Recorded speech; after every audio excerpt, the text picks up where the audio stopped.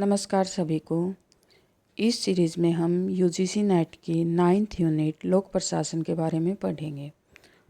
आज का हमारा टॉपिक है प्रशासन। प्रशासन मूल रूप से संस्कृत शब्द पर प्लस सो से बना है, जिसका अर्थ है अच्छे तरीके से शासन करना।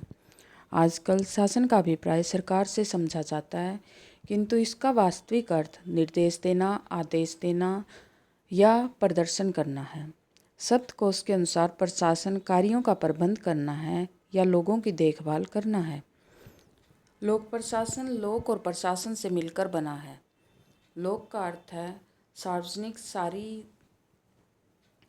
या जनता से संबंधित सरकारी प्रशासन, यानी कि जनता से जो संबंधित है उसी प्रशासन को लोक प्रशासन कहा जाता है।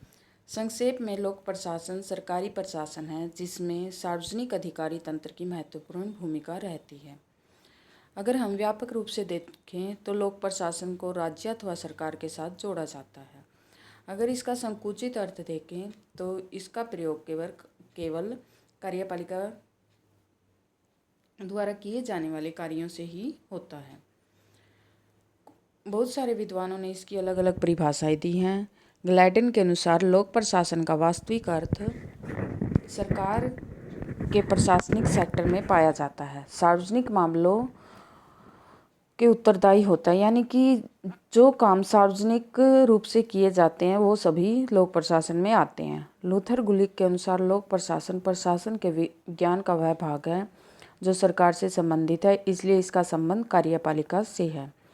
फिपनर के अनुसार लोक प्रशासन का अर्थ है सरकार का काम करना, फिर चाहे वह कार्य स्वास्थ्य प्रयोगशाला में एक्सरे मशीन का हो या टकसाल में सिक्के ढालने का, यानी जितने भी सारे काम सरकार द्वारा किए जाते हैं वो सभी लोक प्रशासन में आते हैं। साइमन के अनुसार लोक प्रशासन से अभिप्राय उन क्रियाओं से है जो केंद्र, राज्य अथवा स्थानीय सरकारों की कार्यपालिका शाखाओं द्वारा संपादित की जाती है। एल.डी. वाइट के अनुसार लोक प्रशासन में वे सभी कार्य आ जाते हैं जिनका उद्देश्य लोक नीति, सार्वजनिक नीति को पूरा करना अथवा उसे क्रियान्वित करना होता है।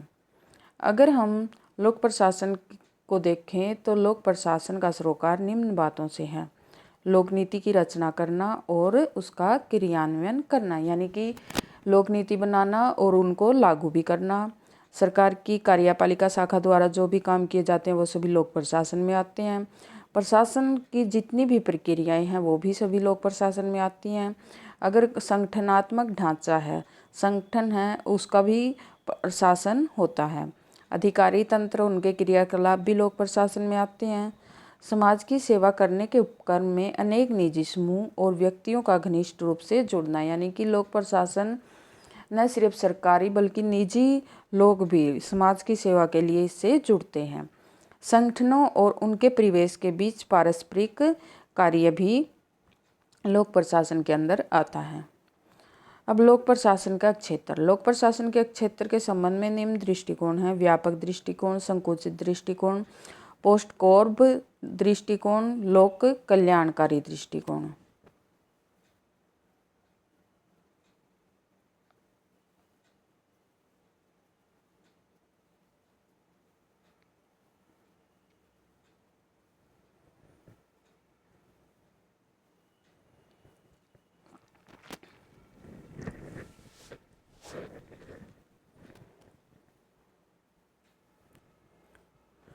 ये यहाँ पर आप ठीक कर लीजिए, इसे पोस्ट कोर्ब है, ये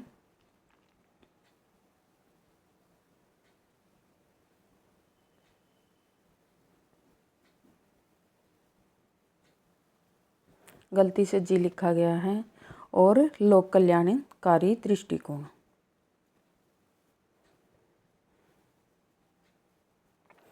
व्यापक दृष्टिकोण।